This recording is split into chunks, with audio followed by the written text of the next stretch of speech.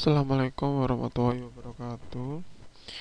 Eh, kita akan membahas bab 9, yaitu manipulasi data.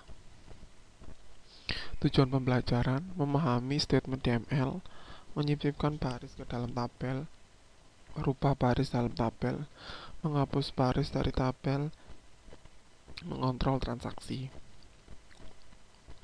Data manipulasi language. Data manipulasi language adalah satu segmen yang dijalankan pada saat kita memerlukan penambahan baris baru pada tabel, memodifikasi baris yang ada pada tabel, menghapus baris yang ada pada tabel. Sedangkan DML sendiri itu identik dengan operasi insert, modify, dan delete.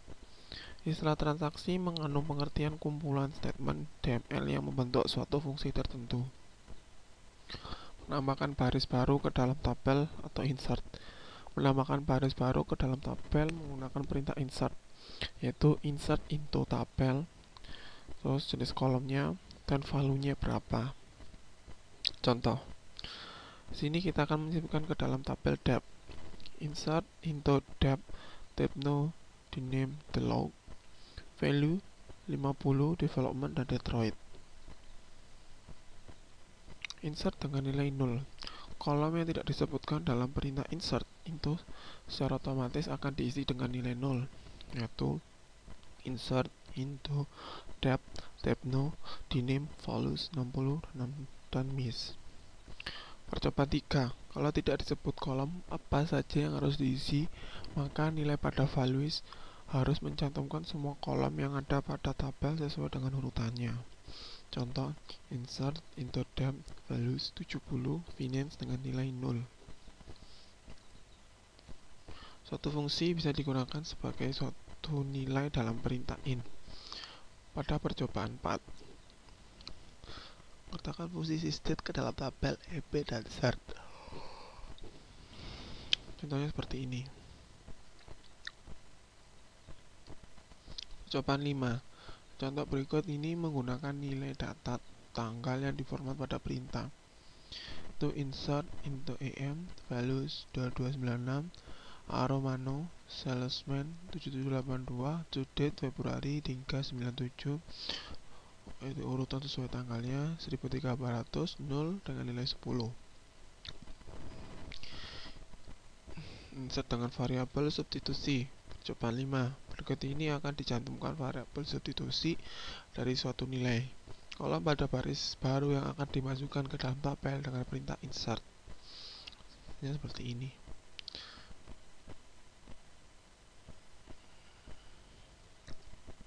Pembuatan skrip dengan konsumasi prompt, acap, dan prompt.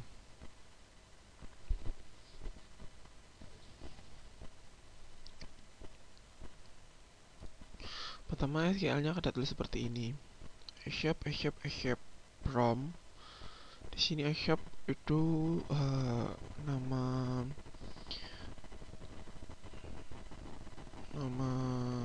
kolomnya, dan prompt itu kalimat yang akan muncul untuk dimasukkan. Mengcopy barisan dari tabel lain. Perintah insert juga bisa digunakan untuk mengcopy baris data yang berasal dari tabel yang lain. Contoh dari percobaan 7. Berikut ini akan ditambahkan baris baru ke dalam tabel manager yang berasal dari tabel pegawai yang pekerjaannya manager. Sort into manager, ID, name, salary, hair date, select no name, sol, hair date from AMP, where job sama dengan manager.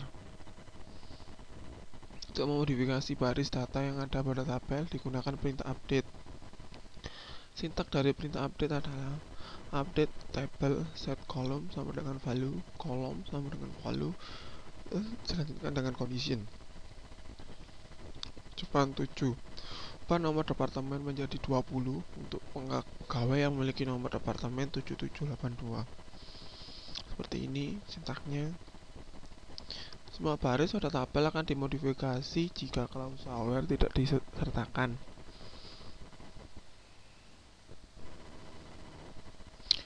Di sini kalau tidak ada klausa where, jadi semuanya itu diganti.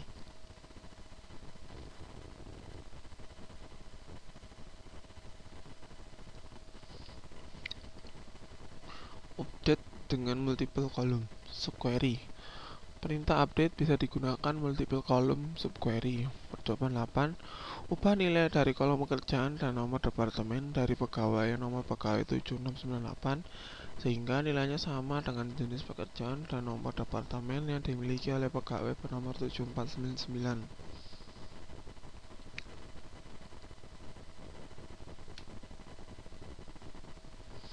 Update berdasarkan tabel yang lain.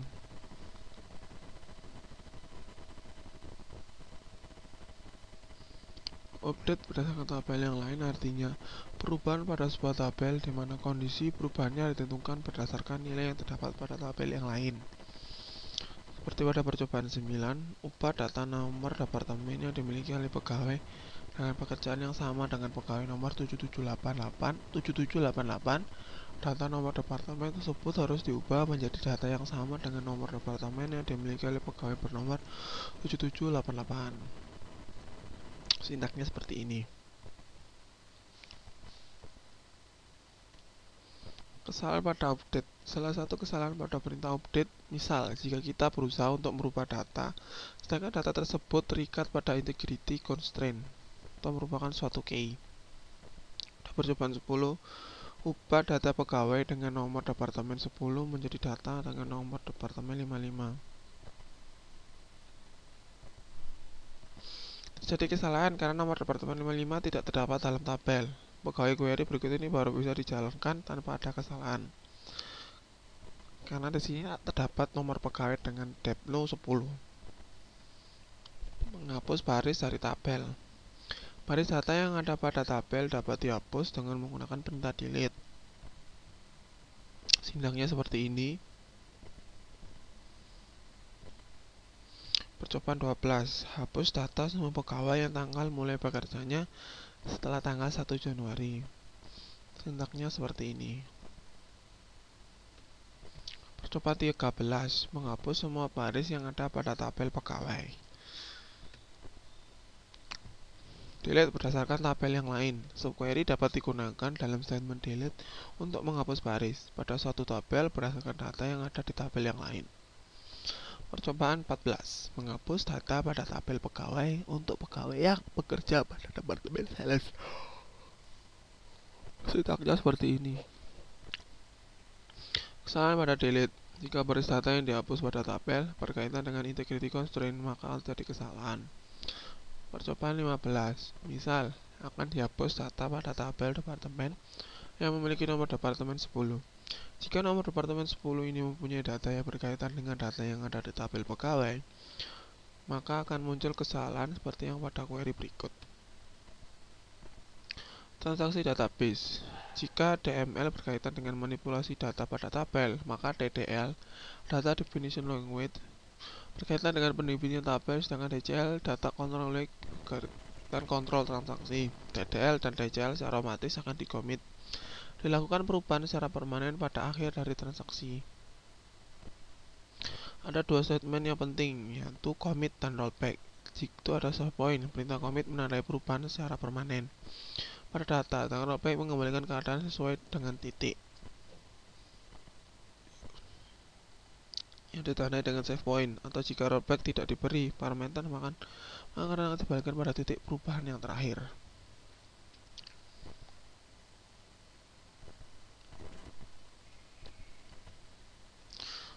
Transaksi akan diproses secara implisit atau dilakukan operasi commit secara otomatis untuk keadaan berikut. Setelah statement DDL diberikan, proses exit secara normal dari SQL Plus.